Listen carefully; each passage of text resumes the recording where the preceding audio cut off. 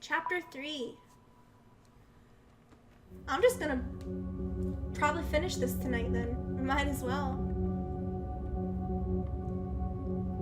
We follow Marcus into what I can only describe as a control room of sorts. There are countless computer screens, some of which are obviously coming back on from having been shut off. Everything looks extremely complicated, from screens filled with code and data to what is obviously a security system. It reminds me of a miniaturized version of the Operations Center in just about every space travel movie I've ever seen.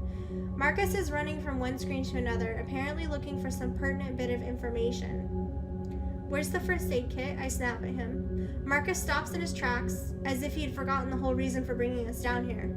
Oh yeah, he says, rushing to the left side of the room. There he hunkers down by an open panel in the wall, what I assume is the emergency vault from where he got the rifle.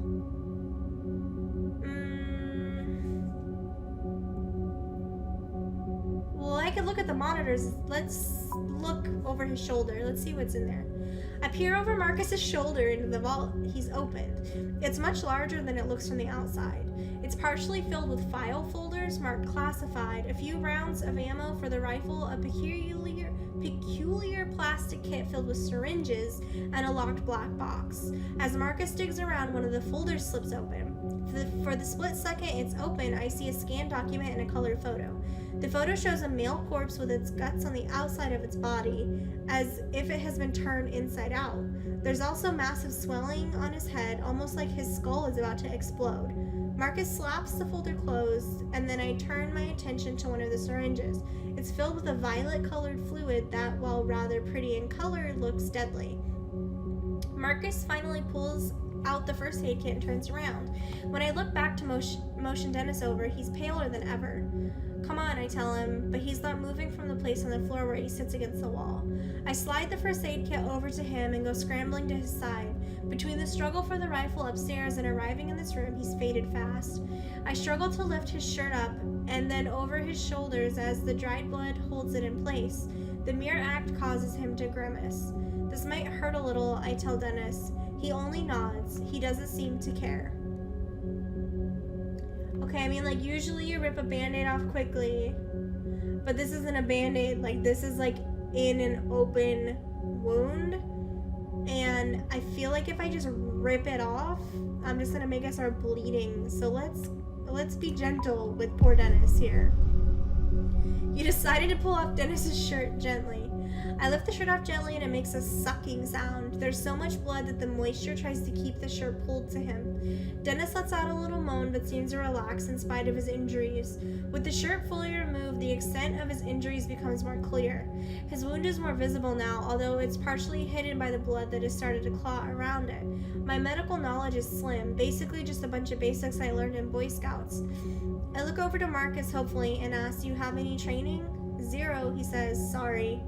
It's just as well, I guess. He's far too concerned with what's happening on the monitors to be of much help anyway. I start by taking out the several rolls of gauze within the kit and wipe as much blood as I can away from the wound on his side. It's even worse than I had figured from the start. The gash is deep and dark. I'm pretty sure it's infected too. He's going to need stitches, that's for sure, but I have no idea how to even start that. Besides, I don't see the tools for it in the kit. When I splash rubbing alcohol over the wound, he responds with a hoarse yelp of surprise, but nothing more. His eyes are locked on me, and he looks appreciative, but he's also scared. "Be honest," Dennis says hopefully. "How bad does it look? You think I'll live?" Well, I mean, if he's not gonna look at it, let's be reassuring. You choose the comfort, Dennis. "Good to know," he says, "because I sure don't feel like that." "You've been through hell," I say. "I think it feels worse than it actually looks." "Thanks, that's a relief." "I won't lie, you're gonna have a scar," I say, trying to be funny. He chuckles a bit, but there's no humor in it. He rests his head against the wall and closes his eyes as I finish up. I place one layer of gauze against the wound and bind it with medical tape. I then reinforce it with a second layer. I know it's meager, but it's all I can do. "Thanks, Roger," he says, actually managing to force out a smile. "I feel a lot better. I think I'll be fine." I'm not so sure about that, but I'm glad I was able to encourage him. I look back to Marcus and he's looking back at us, deep in thought. My eye is starting to really swell up from where he kicked me earlier. Maybe I shouldn't have let him off so easy. "Are these first aid kits all you have in this facility?" I ask him. If there's something better, I don't know about it, he says. I notice then that his defensive posture is no longer there. Something is different now, just a slight change to his demeanor. He's seen something on those monitors that has him frightened, more than he already was before. What is it? I ask. What's wrong? His eyes travel around the room, and it's obvious that he's trying to decide whether or not to tell me the truth. Well, go look at it for yourself then. If you're not going to tell me, I'll figure it out. Rather than wait for him, I get up and scan the screens behind him, seeing if I can find any clues I had missed moments ago. After a few moments, I see a few things even I can comprehend hidden in the complex information on most of the screens.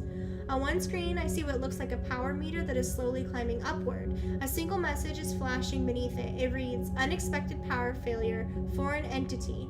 Another message trickling along the bottom of the black screen says, "Safety locks on level 3, containment doors engaged. Override?" I see still scenes on a few other screens that I assume are security cameras showing hallways and passages from elsewhere in the facility. One of them shows the first level hallway we were on just a few minutes ago. Another shows a hallway I don't recognize. The floor is covered in blood. From just off the screen, I see what I think might be a human body, but it's bent in an impossible way. It looks like the body's legs and torso have somehow merged or melted into the floor. Ugh. What happened? Tell me what happened.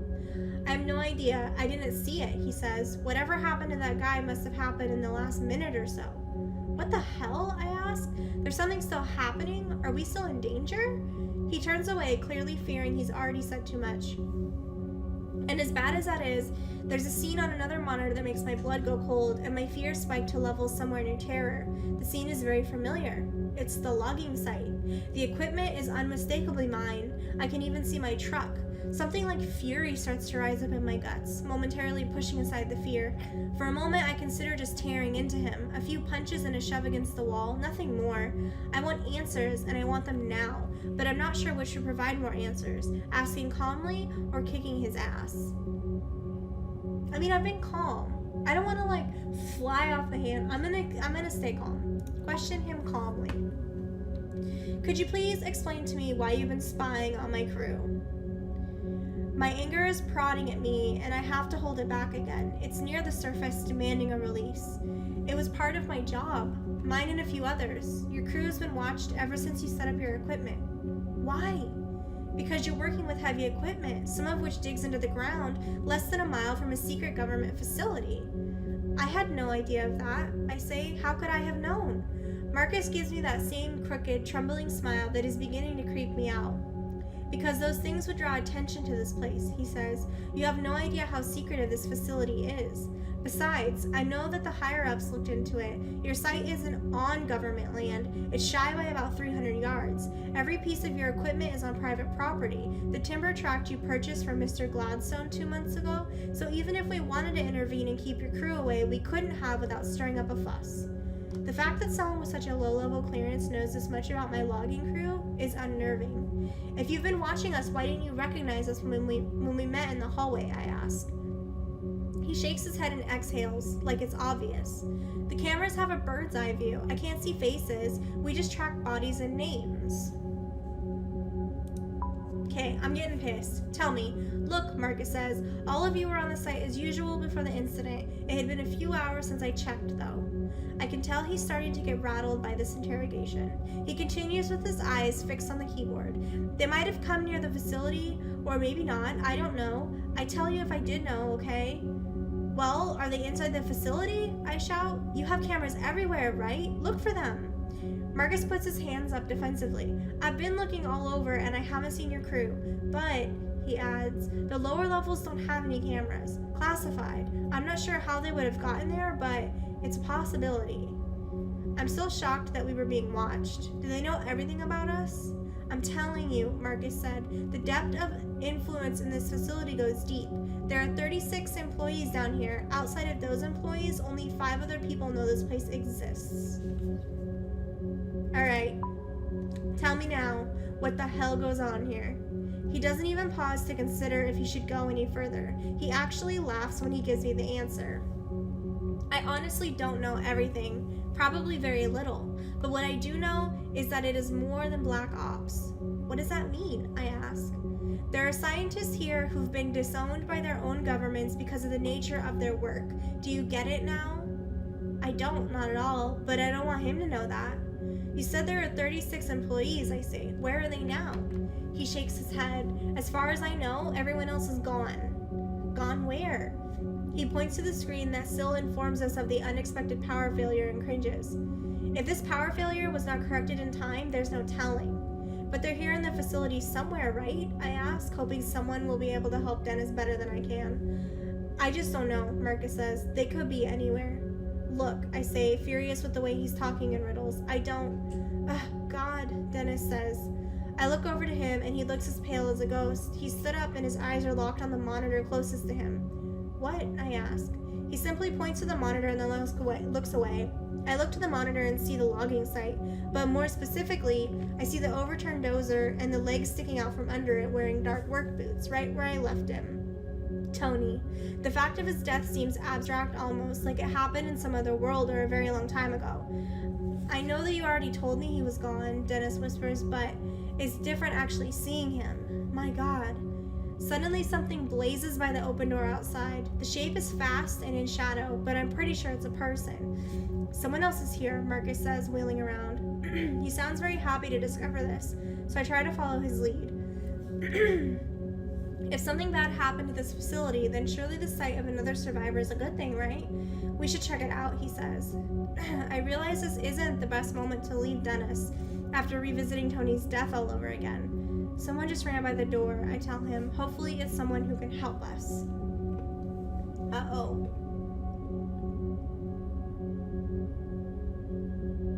Should we leave him here?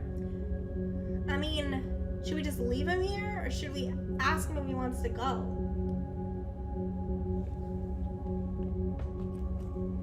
Let's ask him, he'll be okay. It's fine. Go see who it is, he says, giving me a mock thumbs up. I turn to Marcus and motion for us to head out to investigate. Let's be careful, Marcus says. Depending on who it is, they might not be as hesitant to shoot a stranger as I was. I nod at him as I head for the door. I'm still holding the rifle in my hand, and I don't know if I have the guts to actually use it if needed. With a final look back to Dennis, I run out into the second level hallway. I don't want to leave Dennis here. I can't believe he didn't give me a choice whether or not to take him with me. It was just to ask him if he's going to be okay or just leave him. Marcus follows. There is still a fear in his eyes, but also the slightest glimmer of hope. That hope is contagious. We take off after the figure that just ran past the command center. Ahead of us, the facility presents yet another long hallway. Right away, I notice that this level of the facility seems darker, even though the lights are now all on. The hallway is adorned with numbered yellow doorways and large white panels along the walls. It's clean and well maintained, but there's something ominous about it. Up ahead, I see the fleeting motion of something dark cutting quickly to the left down a corridor. There, I say quietly, pointing up ahead.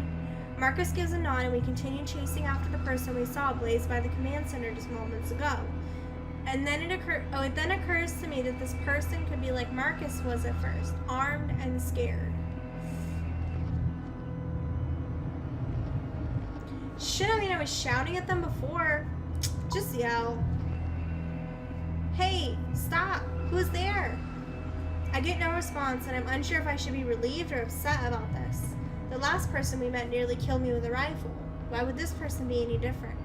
I quickly dart around the corner and take the same shooting stance I've seen countless times on TV. There's a woman standing there, about 10 feet away. She has reddish blonde hair and a small mousy build. She looks terrified and is visibly shaking. She's probably in her late 30s, wearing a lab coat with dark jeans and green Converse low tops. I have a strange sense that her fear is not just about our sudden appearance. She looks like a woman who's been running scared for a while now. Her hands are raised in surrender. She's not holding a weapon. Marcus slowly approaches, taking a few steps ahead of me. It's Amy, right? He asks. She blinks, seemingly surprised that he knows her name. Yes, she says, and you're Marcus. She nods absently and then looks to my rifle. I'm not gonna use it. Now how do I know that? She asks. You're trespassing on government property in the midst of a huge catastrophic event and you have a rifle. How am I supposed to believe you? I have a friend back in the command center who needs medical attention, I say, and we're looking for the rest of our crew. I'm really sorry, but I don't know where they are, she says.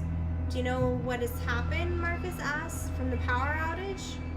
I don't know what caused it, she says, but there was an experiment taking place when the outage occurred. Something happened and... She trails off there, giving me a look of distrust. I saw things on the security monitors, Marcus says. The experiment failed, didn't it? I don't know the specifics, Amy says. I barely escaped the 3rd floor. I was going to go to the command center to see if the security footage showed anything, but then I saw you and the gun. Listening to their conversation, I'm feeling totally in the dark. What has you so scared? Do we need to leave where we're at? Amy looks to me, her eyes wide and terrified. Who are you anyway? She asks. I quickly gave her my story. A logger stranded in the woods following a peculiar, I have such a hard time with that word, explosion at the logging site. As I tell her, recognition blooms in her eyes. You're one of the loggers? Yes. She then looks to Marcus and says, I thought they were being watched. They were, Marcus says. This was a freak accident and there's no proof that they were responsible. I feel myself wanting to submit to all the questions that are piling up in my head, but Dennis is waiting for me. We gotta get back to Dennis. We left him long enough. We can ask his questions later. I decide that despite my curiosity, I need to get Dennis help as soon as humanly possible. Look, is there any medical help to be had here or not? I ask. Probably, Amy says, but you'd have to find Colonel Barksdale. He knows where all these sorts of supplies are. And where is he? Where is everyone else? I ask. At this, Amy starts to weep. She falls to her knees as if someone struck her from behind.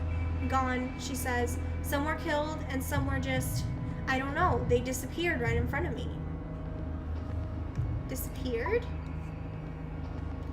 Yes, she answers. They were here one second and gone the next. Just, she snaps her fingers together for effect. Gone. Something's here with us, Amy says. We were conducting an experiment and it all went horribly wrong. Something came through. Came through what? Marcus asks. I don't even know that much. An entity, but whatever it is, it's still here somewhere, Amy responds. How could you not know? Don't you have full security access? I ask. No, I have access to almost everything, but there are 2 levels of security beyond my clearance. So what do you suggest we do now? I ask. I'm not sure, she says, wiping her tears away, but if you want to find your crew, we need to find Barksdale. He's in charge. Where is he? I ask. Down on the 3rd level in the hangar. Then, let's go, I say. It's not that easy, Amy says, again looking to the rifle in my hands. Why not? Like I said, something came through when the power went out. There's several of them, all roaming the 3rd level. What came through? What came through? All I know is that the others refer to them as entities. Amy shudders as she recalls the horrors she's seen. I don't even know how to describe them. I didn't get a good look, she says. All I did was run for my life. Behind me, I just heard screams. I know it's not very scientific of me, but I didn't feel like sticking around to learn more. She's right, Marcus said, stopping my train of thought. The things I saw on the monitors, it was crazy. This is insane, I bark. I'm going to the 3rd level to find this Barksdale guy. Thanks for your help. Wait, Marcus said. I'm sticking with you. If you want to get out of here, we have to find Barksdale, right? Yes, Amy says, but Barksdale's on the 3rd floor, and it's too dangerous to go back there. I figure I'll let them make their own decisions. In the meantime, I start heading back to the command center to get Dennis. Before I get there, I hear their footfalls behind me getting closer. I give Amy a questioning look, and she quickly looks away, clearly torn. Neither one of you know your way around here, she says. Looking for Barksdale on your own would be suicide. Like it or not, she has a point. Fine, I say. Then let's go get Dennis from the command center and head down together. Ooh, we're gonna go find scary shit on the 3rd floor.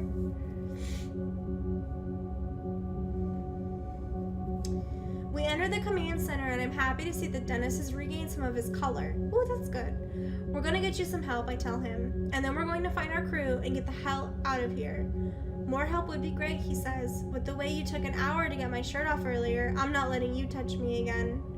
Wait, Amy says. Maybe one of us should stay here with him. I'll be okay, Dennis says. He stands at his feet with a grunt. You don't know what's out there, Amy says. I saw them. I saw what they can do. This facility is not safe. what can they do? Never mind, she says. Come on, we just need to be careful. Marcus looks a little hesitant, but he nods his agreement, and the four of us exit the command center. Heading back out into the hallway, I look back to the monitors. I take a final look at the screen that shows my rec logging site and feel a pang of sorrow. Then I look to the other monitors showing the live feeds of the facility's security cameras. I try to tell myself I'm not looking for any sign of Amy's creatures, but I can't. That's exactly what I'm doing, and there's no need to pretend otherwise. We head back to the hall and towards the elevator. The tension exists between us is like a physical presence.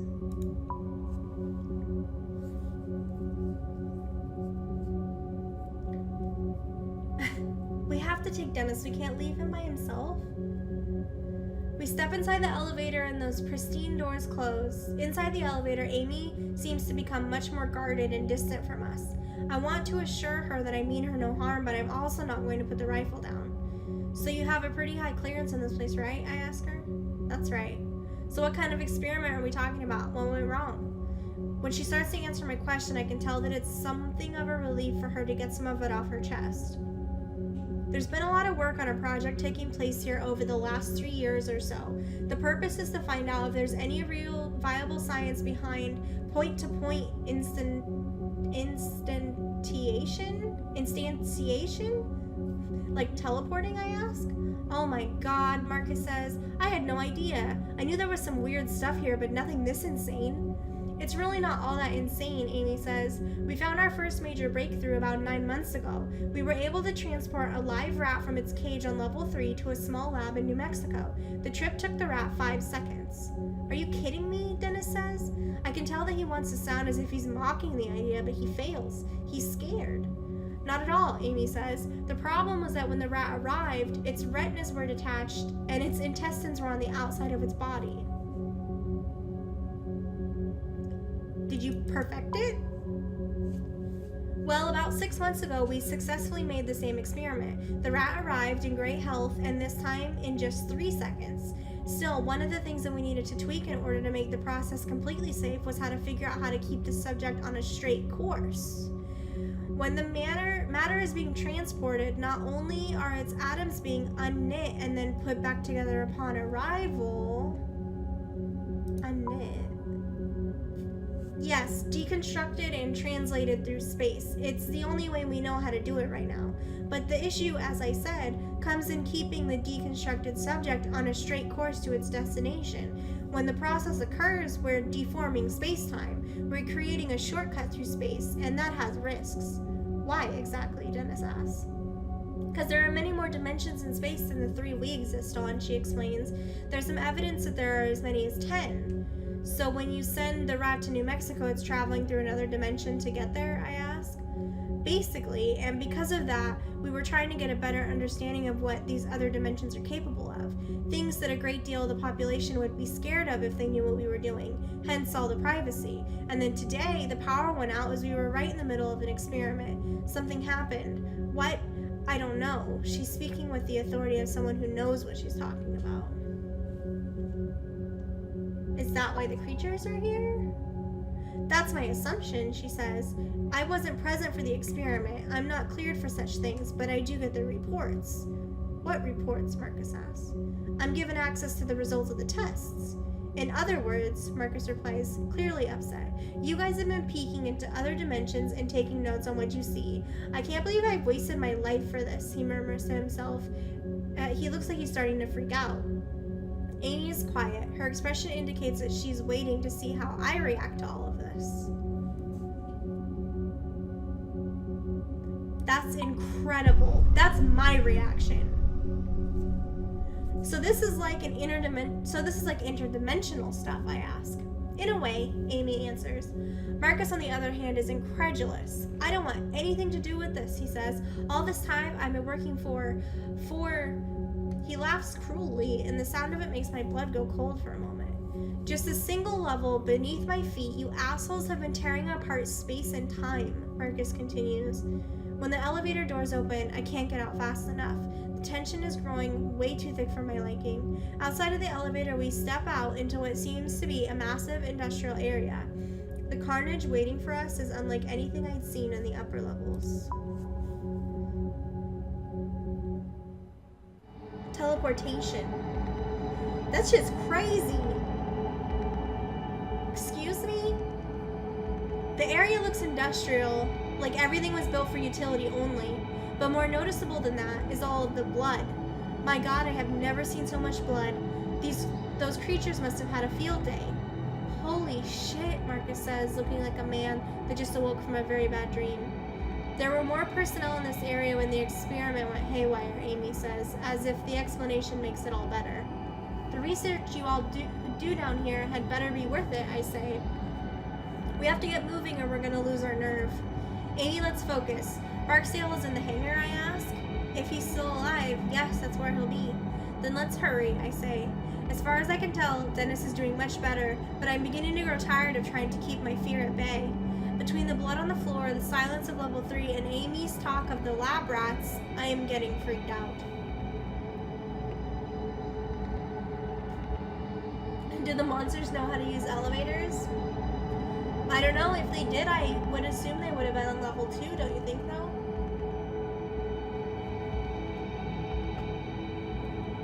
It depends. It depends on what kind of monsters they are. What kind of, if they're smart or like, I don't know. Do you want her to take the lead or do I want me to go first because I have the gun? I don't fucking know where I'm going. Show us the way, Amy. The four of us start walking ahead, Amy taking the lead. We stop walking when we come to the remains of what looks like to be 3 different people. It's hard to tell how many bodies there were because they've been torn to shreds and or distorted. 2 of the bodies look as if they've been fused together. Another man looks to have had his leg welded through the floor. I can see this man's face. He died in an abject state of horror, his mouth pried open in an eternal scream. Don't investigate that shit. We need to fix Dennis. It's simply too much. Worse than that is the fact that we've just started our journey through level 3. If there's worse waiting up ahead, I don't think I'm going to be able to make it. Dennis steps up beside me, and when he speaks, his voice is soft and flat. What in the hell could do that to someone, he asks. The things I saw, Amy answers. They could do it pretty easily, I think. She looks pale, and I think that she may pass out at any moment. Tears spill from her eyes, and she's visibly shaking, but she soldiers on, looking back to me and stepping to the side of the gruesome carnage. Her eyes again go to my rifle, and she doesn't look very hopeful. You good to go? She asks me. We need to move on, but for some reason I can't take my eyes off the scene. My mind is reeling, trying to process it all. I mean, they were here. There's no point in us staying here because they could come back at any moment, so let's get the fuck out of here. We leave the grisly sight behind, moving into another equally destroyed area. From what I can tell, the next room was once an open area for experimentation. The place hasn't just been destroyed, it has been physically altered in a way that makes no sense. The girders look to have been warped, their very materials distorted and twisted. To my right, a machine has been catapulted and looks to have somehow merged with the wall rather than crashing into it. Beyond these phenomena, there is a standard violence I was expecting to see. There is a limp arm sticking out from underneath the wreckage, and more blood. I see no signs of an explosion, which makes me wonder how this happened. Seeing the aftermath is sickening enough, but it makes me wonder if Amy saw it while it was happening. Let's talk about the stuff and not the people. I only caught a glimpse of it, she says. It was like trying to focus your eye on something that was too close. They just started twisting, but not creaking or breaking. It's like these creatures are able to deform matter. She pauses here, and that's when we hear something echo through the facility. It comes from behind us and slightly to the right. I'm not sure what it is, but it makes my blood feel like ice. It sounds almost like static from an AM radio, but there's a high-pitched noise beneath it that I can't even start to fathom. What in the hell is that, I ask, instantly clapping my hands to my ears. One of them, Amy says, her voice a whisper. One of the creatures. That's what they sound like, Dennis asks. I see that he's leaning against the wall again, wincing at the noise. I suddenly realize that I have a death grip on the rifle, ready to shoot at the next thing I see. How far away? Well, we know it's close. It's close enough for us to hear it. And that's too close. So is there anything we can put between us, Amy? Not really, she says. None of the hallways are blocked off by secure doors. Everyone seems to take this as the cue to start moving again. We make our way around the office wreckage, now with new purpose in our step. We barely make it to the other side of the room, approaching a dark hallway, when another high-pitched noise sounds out. This one is louder, closer. We all share a terrified look, and I can tell that Amy's on the verge of losing it. I grip the rifle tightly as we head toward the hallway in front of us. How much further can you kill them? She doesn't fucking know. She ran, so let's... Close, she says. It's just at the end of this hallway. Dennis speaks up, his voice like ice. Why don't we just haul ass, then, huh? No one says anything after that, but I can feel the presence of terror around us, pressing in on us like some new violent gravity. They can distort their surroundings. Yeah, that's what it sounds like. So they're definitely some kind of entity, like, for the true meaning of entity. The small utility hallway is well lit. It looks as if it was designed to only be used by select maintenance workers. What goes on in this area, I ask. I'm looking at Marcus as I ask the question, but he only shrugs in response. She might know, he replies, pointing to Amy. I've never been down here before. It's just a utility hallway, Amy says, but at the end there's a maintenance room. There should be a gun or two in there. It's also the most direct path to the hangar entrance. As we walk quickly and quietly down the hall, I take a glimpse ahead and feel the hair on the back of my neck stand on end. The lights become more sparsely spaced, and it's impossible to see just how far the hall extends into the darkness.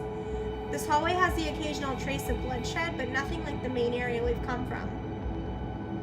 We continue further down, and just as I begin to see what looks like a large metal door further ahead, I hear yet another shrill sound. This one sounds further away, but no less demonic. How many of these things did you see? Dennis asks Amy. 3, but that's just what I saw. There could be more. What did they look like? Dennis asks. Yeah, what are we dealing with? I don't even know how to explain them, she says. Monsters, that's the only word I can think of. My mind seemed to struggle just trying to understand what I was seeing. They're big and they seem to jerk around every few feet or so. They look like they're made of light. That's about all I know for sure. You know, my ex-husband always did say I'd let my work kill me, she continues, seemingly unable to stop herself. I mean, I doubt he imagined this exact scenario, but still. As we make our way to the hangar doors, another high-pitched noise rings out, angrier now. Amy stops walking, causing all of us to stop and turn to her. We have to do something to slow these things down, she says. No, Marcus snaps. There's no time. We need to distance ourselves and get to the hangar fast. Amy ignores him deep in thought. There's an old hydraulic door set into the wall right here, she says. It hasn't been used for years, though. She looks to me, pleading her case. Together we might be able to pull it closed behind us to keep those things back. Those old hydraulic doors weigh a ton, Marcus says. There's no way it'll work. Roger, Amy says. What do you think? They'll have a harder time getting to us if these doors are locked. Look, Marcus shouts, turning to me. We need to get to the hangar now. We don't know how fast these things move. What if they teleport? If putting the wall between us gives us a chance.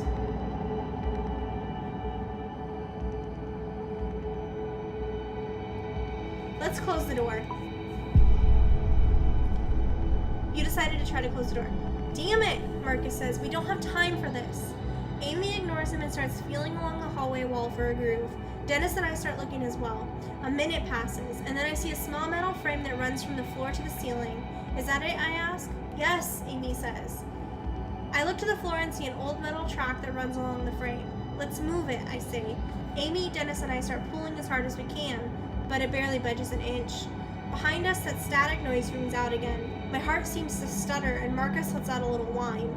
We're running out of time. We need to go, Marcus screams. Those things are getting closer every second.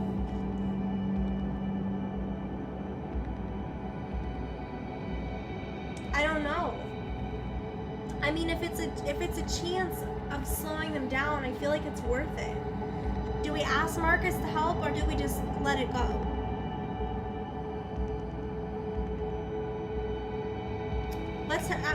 Let's close. I want to close this door. I want to close it. Give us time. It won't make a difference, he says. Shut up and help us, and then we'll find out, I shout. Reluctantly, Marcus walks over and grasps the door. We all groan as we strain to pull. It starts inching slowly and then begins moving steadily. Once we get it started, it slides easily. As we near the wall, closing off the hallway behind us, I think I can see the merest glimpse of an odd, illuminated shape in the darkness. It's cut off by the slight thump of the hydraulic door being pushed against the frame in the opposite wall. Amy turns a lock into place. We got it. Great. Now let's haul ass, Marcus says. We all turn and get moving again, still feeling unsure about our prospects. The fact that yet another shrill noise sounds out elsewhere in the facility is not calming. And then there are two of them. It's almost like they're calling out to one another. The doors to the hangar sit up ahead, like the entrance to some enormous labyrinth. I really wanted to close it. We got it.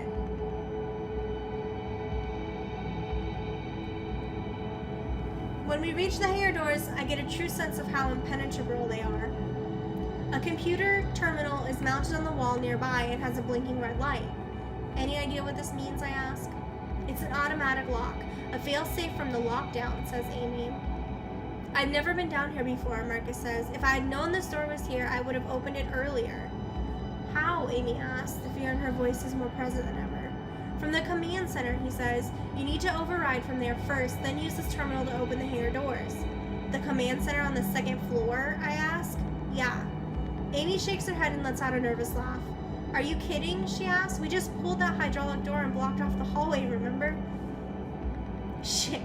If we want to get into the hangar, we have to go back to the command center, Marcus says. Isn't there another way? Turning to Marcus, Amy replies, well, there is another elevator, but we'll need to go through the biochem storage. I need to stay with Dennis so he can rest. I say, you two go. You know your way around this place. And you know the controls, Marcus. Fine, Marcus says, but we'll need to be armed.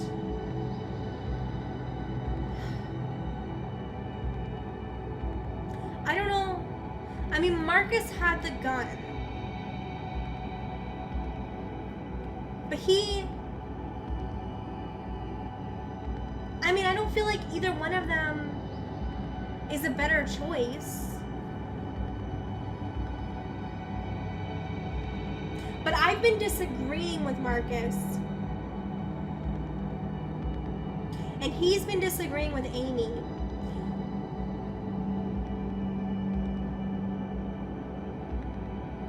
See, but we don't know that. Nothing has ever told us whether or not Amy has any training.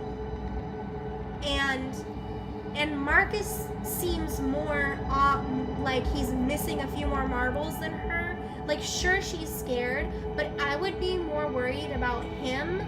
I'm giving her the gun. And that's not just because I'm a woman, either. I hand Amy the rifle and she turns to go. Marcus gives me a concerned look, but follows along behind her. Once Amy and Marcus make it a good distance down the hallway, Dennis lets out a nervous laugh. And then there were two, he says. Dennis looks much better, but he still needs to use the wall to stay standing. Didn't Amy say that there were guns and emergency kits in the maintenance room near the hangar doors, I ask? Yeah, I think so, Dennis says, looking exhausted. I look ahead and see a door to the right that reads maintenance. Might as well give it a try. I go to the door, try to open it, and find that it's locked. Push it, just push it. See what happens. I give it a hard shove, but it doesn't budge. I'm about to try again, but that's when I hear a gunshot from just down the hallway. My first thought is that Amy and Marcus have come upon one of those things, one of the monsters, but I don't hear any of that strange static sound I've come to associate with them. Alarm bells go off in my head, and before I know it, I'm heading back down the hall, away from the hangar doors. Stay here, I'll be right back, I whisper over my shoulder to Dennis. See if you can figure out how to get in that maintenance room. Where are you going? He asks. I don't bother answering him as I bounce to the door where Amy and Marcus went. Uh-oh.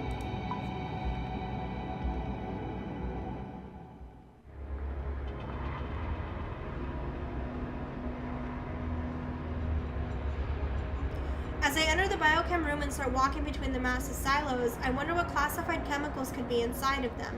I'm fully expecting one of Amy's creatures to come flying out from the intersection of halls up ahead. I think I overhear a voice, a woman's voice. It's Amy. Stop! Let go of the gun! I run ahead so fast that I almost trip over 2 people in a life or death struggle. My mind tries to process what I'm seeing, but it makes no sense, not at all. Marcus is wrestling with Amy, trying to take her gun away. When this doesn't work, he throws her to the ground and starts choking her. Her face is turning purple and her eyes look like they might pop out of her head. Marcus sees me coming out the hallway, but acts as if what he's doing is perfectly normal. Stop him! I start rushing toward him before I really know what I'm doing. I bring my fist down in a hard arc across the bridge of his nose and am rewarded with a sick cracking sound. He cries out as he falls to the ground, looking at me as if he doesn't understand why I punched him. On the floor, Amy clutches at her neck and gasps for breath. I start to fear that I was a moment too late, just as I see that the rifle's been thrown across the floor. Marcus seems to notice this at the exact moment that I do. Go for the rifle.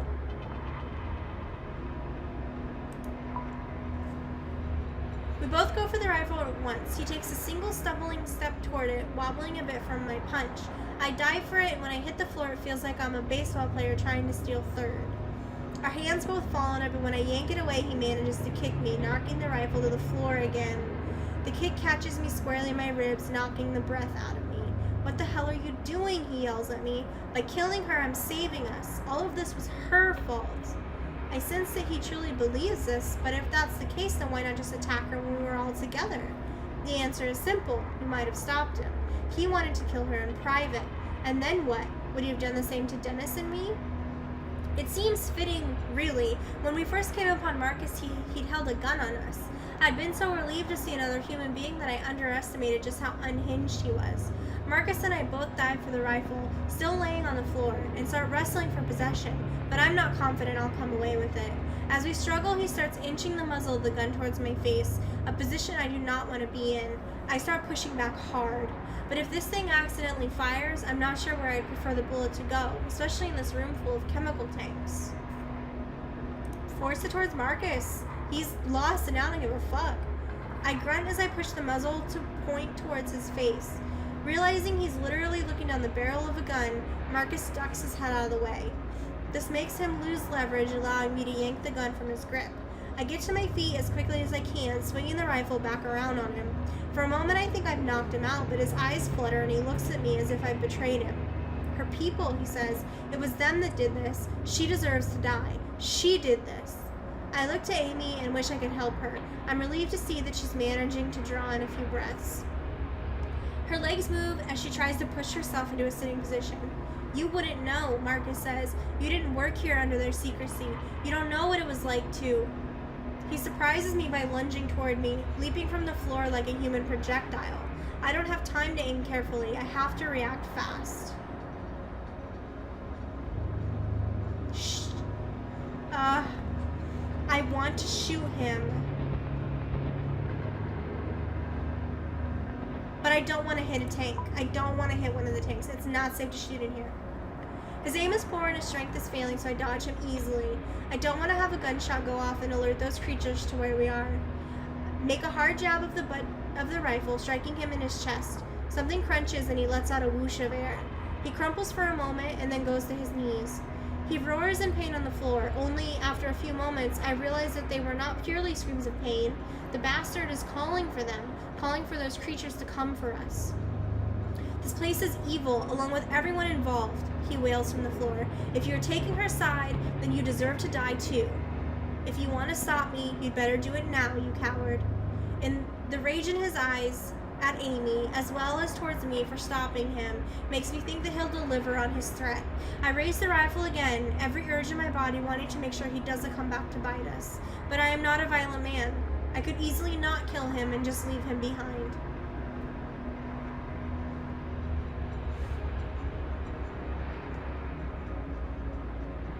That's tough.